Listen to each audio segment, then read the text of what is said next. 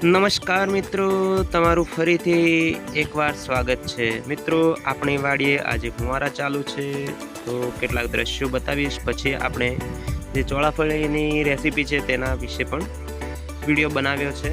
તો મિત્રો, આ છે આપણી વાડી જેમાં ફુવારા પદ્ધતિ ચાલુ છે।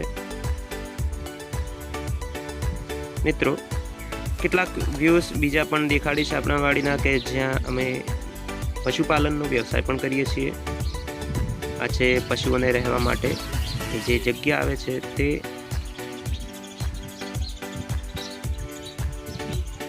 મિત્રો, જે ચોળાફળી છે તેને અમે આ વાડીએથી તોડી લાવી હતી અને ત્યારબાદ આપણે સૌથી પહેલાં જે કટિંગ કરવાનું હોય છે તે કેટલાક ચાકા વડે કરે છે। તો અમારે અહીંયા જે ચોળાફળી છે તેને હાથ વડેના ટુકડા કરે છે અને જે એના દાણા હોય છે તેને નીકાળી લે છે।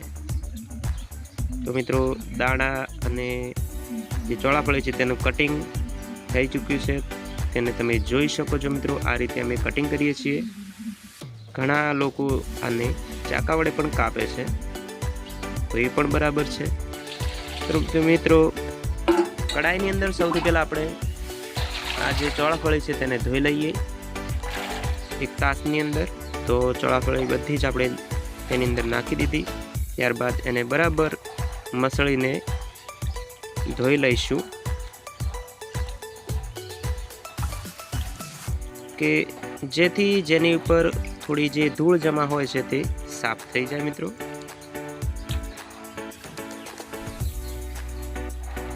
તેને હવે બરાબર મસળ્યા બાદ એને એક બીજા વાસણની અંદર કાઢી લઈશું। તો મિત્રો, બધી જ જે ચોળાફળી છે તેને આપણે બીજા વાસણની અંદર કાઢી લઈશું। ત્યારબાદ જે પણ બીજું કોઈ પણ શાકભાજી છે તેને આપણે ધોઈ શકીએ।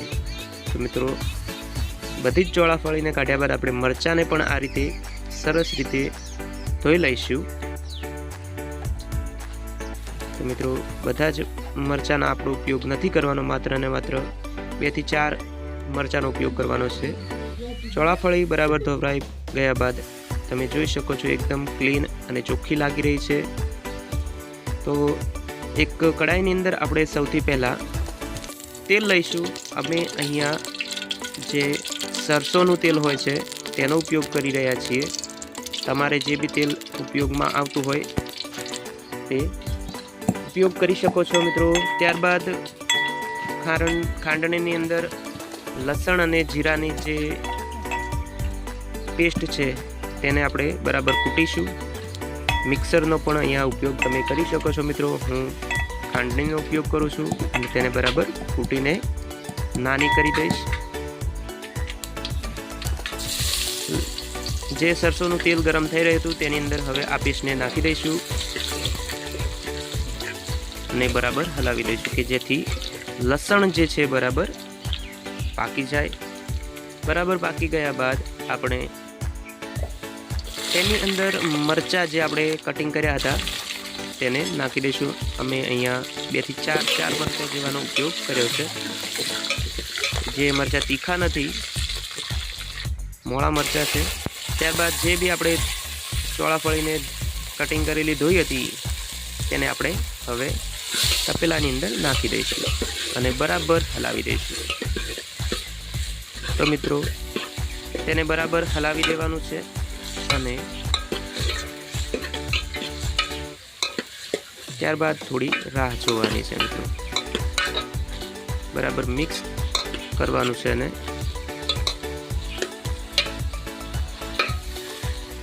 હવે આપણે તેને એક ઢાંકણ વડે ઢાંકી દઈશું કે જેથી જે ચોળાફળીના દાણા છે બરાબર પાકી જાય। હવે ઢાંક્યા બાદ થોડી વાર પછી તેને લઈ લઈશું। હવે બરાબર હલાવ્યા બાદ ફરીથી તેની અંદર એક મરચું પાવડર, તમે જેટલું તીખું ખાતા હોય તેટલું નાખી શકો છો। અહીંયા મીઠું મરચું છે, એટલું બધું તીખું નથી એટલે મેં 1.5 ચમચનો ઉપયોગ કર્યો। ત્યારબાદ જે હળદર આવે છે તેનો પણ 1/2 ચમચ જેટલો ઉપયોગ કર્યો છે। મિત્રો, ત્યારબાદ બરાબર હલાવી લેવાનું છે કે જેથી બધું જ જે મરચું છે, મસાલા છે, મસાલાનો ઉપયોગ અહીંયા ખાસ મરચું, મીઠું અને હળદરનો જ કર્યો છે. સ્વાદ પ્રમાણે તમારે મીઠું નાખવાનું છે. તમારું જે બી સ્વાદ પ્રમાણે ખાતા હોય એટલું મીઠું નાખવાનું છે. બરાબર તેને હલાવવાનું છે. મિત્રો અહીંયા જે સબ્જી છે તે એકદમ ખૂબ જ લાલ દેખાઈ રહી છે, પરંતુ અહીંયા તીખું મરચાંનો ઉપયોગ નથી. એનો કલર ખૂબ જ સુંદર દેખાઈ રહ્યો છે. ત્યારબાદ તેની અંદર પાણી નાખવાનું છે. જરૂરિયાત મુજબ પાણી નાખવાનું છે. મિત્રો તમે જોઈ રહ્યા છો કે તમે કેટલું પાણીનો ઉપયોગ કર્યો છે, તેટલા પાણીનો તમે પણ ઉપયોગ કરી શકો છો. અને આ જે સબ્જી છે થોડી રસાવાળી પણ ખૂબ જ સ્વાદિષ્ટ લાગે છે. મિત્રો હવે આપણે આ જે સબ્જી છે તેને ઢાંકણ વડે ઢાંકીને 10 થી 15 મિનિટ જેવો મીડિયમ ગેસ ઉપર આપણે પાકવા દઈશું. પાક્યા બાદ અહીંયા તમે જોઈ શકો છો મિત્રો કે જે સબ્જી છે તેને ચેક કરવાની છે. તેની અંદરથી જે વધારાનું પાણી છે તે બળી ગયું છે અને સબ્જી જે ચોળાની છે તે બરાબર પાકી ગઈ છે. અને હવે આપણે આ સબ્જીને ઉતારી લઈશું. તમે આનાથી પણ પાણીને ઓછું કરી શકો છો, તમારા જે યોગ્ય લાગે એટલું. તો મિત્રો અહીંયા સબ્જી પાકી ગયેલી છે અને મેં ઉતારી લીધી હતી. ત્યારબાદ થોડી વાર પછી આ તમે એનો લુક જોઈ શકો છો, કેટલી સુંદર દેખાઈ રહી છે. તો મિત્રો તેને આપણે બાજરીના રોટલા, ઘઉંના રોટલા અથવા તો થેપલા સાથે પણ ખાઈ શકીએ છીએ. મિત્રો